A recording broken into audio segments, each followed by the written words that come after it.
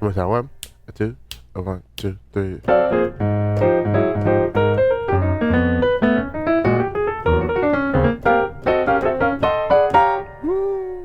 Hello musicians, this is Cory Taylor from SkilledMusician.com, where we are helping musicians improve. Thank y'all so much for checking out this video.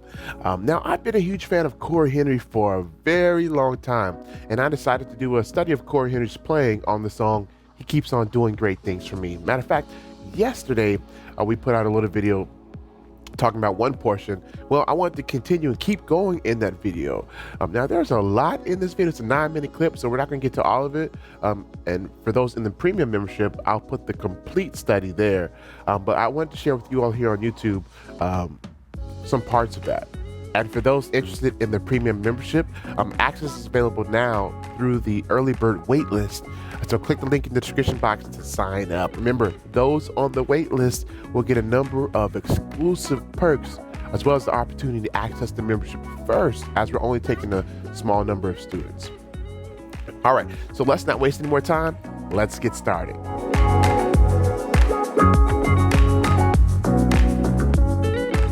All right, Cory Henry's playing on He Keeps Doing Great Things For Me is just phenomenal. There's so much here to learn and break down. And honestly, I could spend several months going over everything in this 9-minute clip. But let's listen together and let's pick out a few things that are interesting.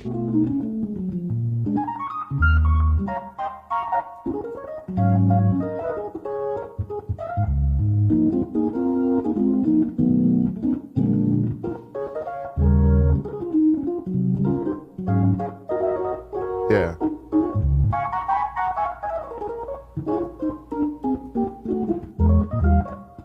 Yeah.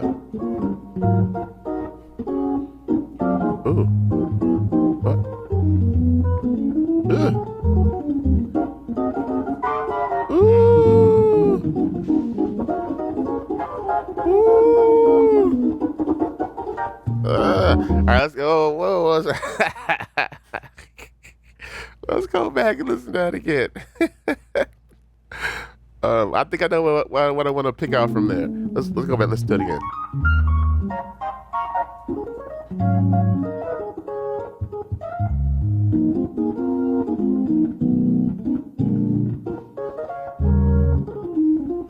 All right.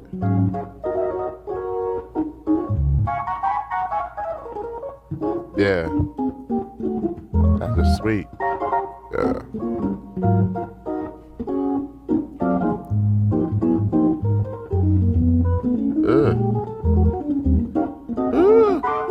Yeah, right there. That whole pass is all right. So here we go. So Cory starts off. He's playing the melody, and he comes with chords.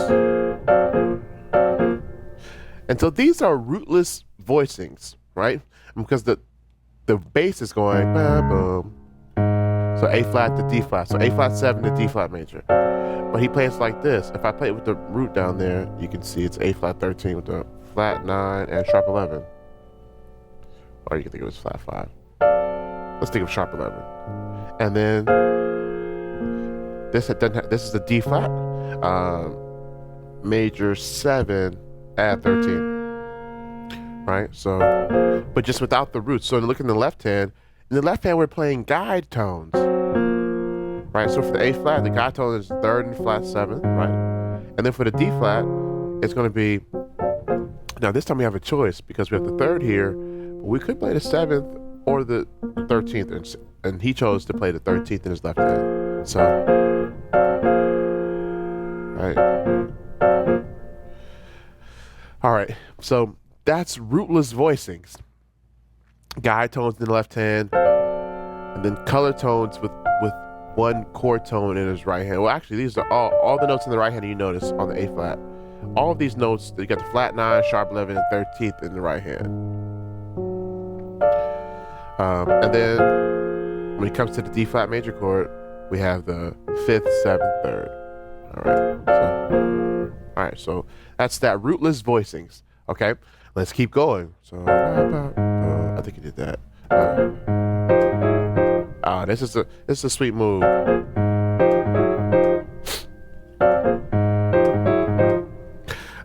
So let's kind of break down what's happening here. We're on the D flat major chord in the song. So if we were just playing it straight,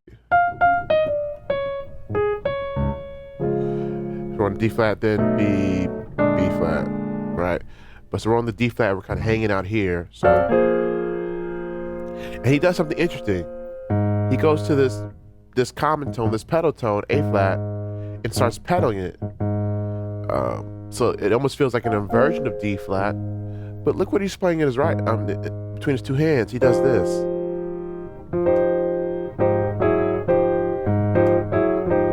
And he kind of does this. So, what is that? Let's look at these notes. We have F, A flat, E flat, C, G. If we put them all out, it's just an F minor 9.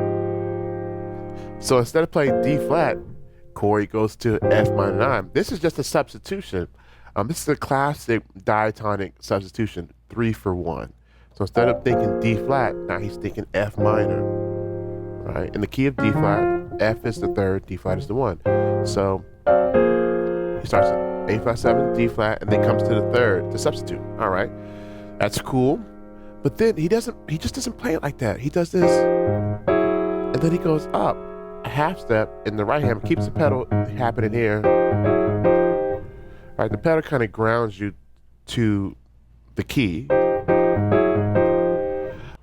So this is a technique in jazz known as sidestepping. It's where you play an idea, and then you go up a half step and play it in another key, and then come back. And it doesn't matter the idea. You can play it, just whatever the idea is. You start in one key, go up a half step, and then come back. So that's a cool idea. So now what makes it interesting is he keeps the pedal tone on the bottom, but everything else, he goes up and comes back down. All right, like that. So, all right. So we're cool there. All right. So now let's get to the next thing he plays. He plays a line. All right, so he does a line in both hands, and his left hand he does a walk down. All right, next he plays a line. In his left hand he does a walk down, and we'll get to that.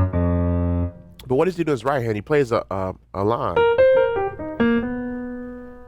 All right. So these are notes of the E flat major pentatonic scale. So he goes. All right. Now, why would he play E flat major pentatonic? Well, over an F minor chord, E flat major pentatonic is one that very much works. So while he's doing the left hand walk down, then they land there. Now we're somewhere else. Okay. So that's another technique you can pull out. Playing when you're on a minor chord, so F minor, playing the pentatonic that's a whole step lower. So play the E flat. So if I'm on F minor, play the E flat major pentatonic. So that's a nice technique again. All right, let's keep going. So in the next section, after Cory does the walk down with the line, he's here. Now, we know the chords of the next section should be B flat. But what Cory does, he goes to, like, instead of going to B, he initially goes to F, like a tritone sub, instead of hitting the B, but then comes right back to the B, and makes it clearly, he plays the B, like 5-finger drill, right? So, all right. The next thing he does is he does a chromatic over the B flat, and it sounds like B flat 13 sus. Right? Because of that 13 there gives that sound. So I'll start back at the F. Right. So the chromatic scale is a great choice as well, to add some, to kind of get you away from the diatonic playing all the time. So, all right. Now, he does another tritone move in his left hand. So Remember we did F, then B. Now he's on B flat. We're gonna go to that tritone, leading us into E flat. So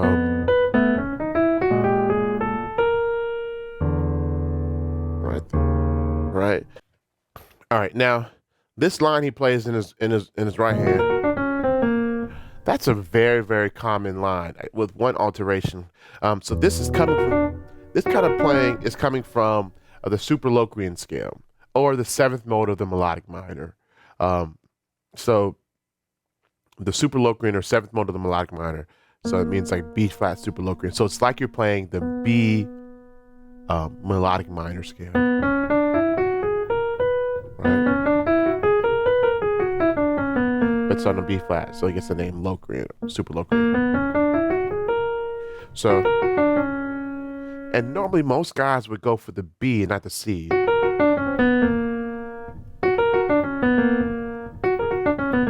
That's a common jazz move. But Cory played the C, which is different. So I'm not sure if he meant to do it or if he meant to hit the B and just slipped over, or he might have meant to do it on purpose. It's a small note in the grand scheme of things. It doesn't really mean entirely much, but most people play it with the B. But note that Cory did it with the C, which gives it kind of, you're starting super Locrian, but then you're coming out to like diatonic. We're in the key, D flat. Right? So there's one other thing I didn't talk about so far, and that's his rhythm in his left hand. One thing that makes this move so sweet is he's not really playing downbeats. So watch.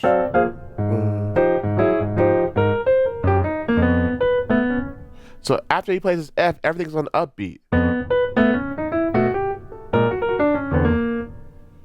So it's kind of weird.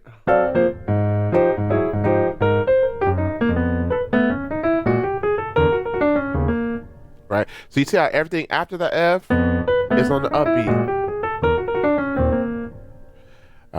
So that kind of gives the music a sense of propulsion forward. That's a great move. So that's a great rhythmic thing you can use in your playing, is not always play the downbeats, because let's try to play it on a downbeat.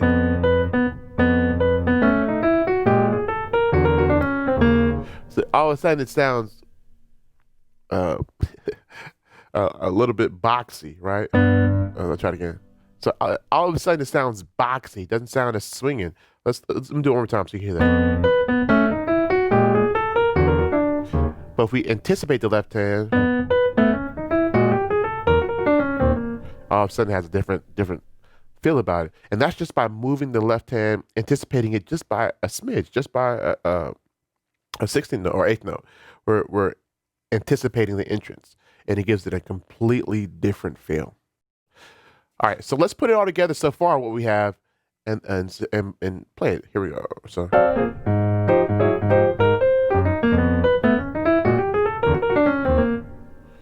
All right, so that's a lot, but Cory keeps going, does not end. After that, he goes to this. After that beat. So. Now this is a...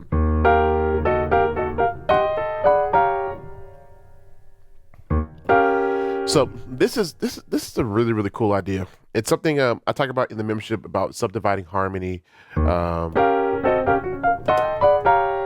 But basically what these are just drop two voicings. So if I play it in my right hand,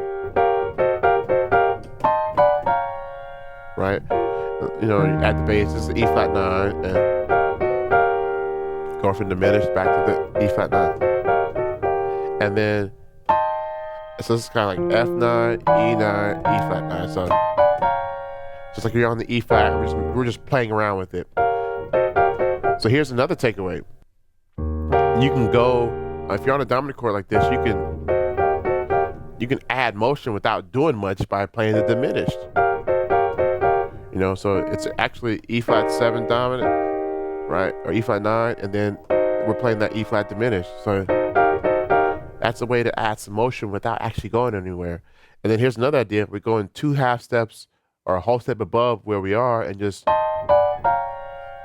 so F7, E7, or F9, E9. So F9, E9, E flat 9, right? And that adds motion without, we're not really doing anything, like going anywhere, playing like super amazing ideas. We're just kind of messing around with the chord we're currently at. And what Cory does a drop 2.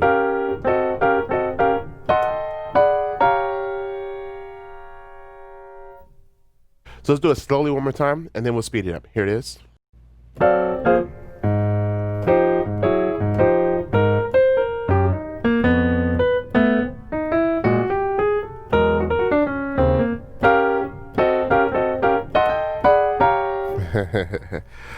So I'll speed it up a little bit. Here it is.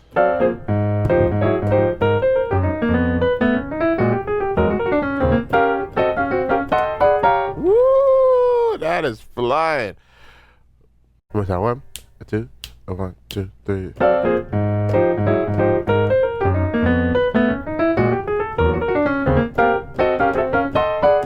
Woo! That thing is swinging. Wow. Wow. We're gonna keep at this and keep hammering away at the song and see if we can't pull out more and more things. But just in that short few second clip, there were a number of things we pulled out. Let's review really quickly. We put out Rootless Voicings. Remember that? Pentatone, sidestepping,